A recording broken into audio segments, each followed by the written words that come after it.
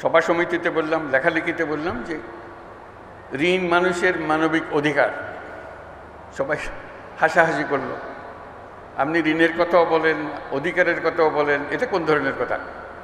ইকোনমিক্সে তো কোনো অধিকারের বিষয় নাই, আপনি কোন সাবজেক্টের লেখাপড়া করেন? আমি ভাবলাম তাই তো, ইকোনমিক্সে তো অধিকারের কোনো বিষয় নাই, তাও আবার মানবিক অধিকার। আপনি বলছেন ঋণ মানুষের মানবিক অধিকার। অনেক খটকা, একটা খটকার পরে আরেকটা খটকা।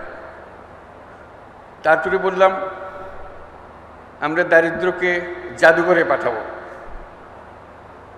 বলে আপনি কে জাদুঘরে পাঠাবেন? আমি বলছি আমি আপনার মতো একজন মানুষ, আমি পাঠাতে চাইলে আপনি আমাকে বাধা দিতে চান, বাধা দেন। বলে না এটা আপনার কাজ না, এটা তো সরকারের কাজ।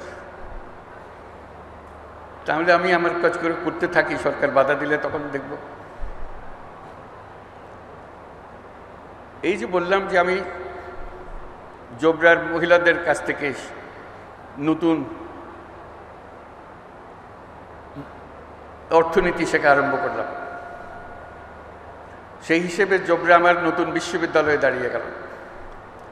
আজ পর্যন্ত যা কিছু করে যাচ্ছি, এই জোবরা থেকে যা শিখেছি তারই বহিঃপ্রকাশ।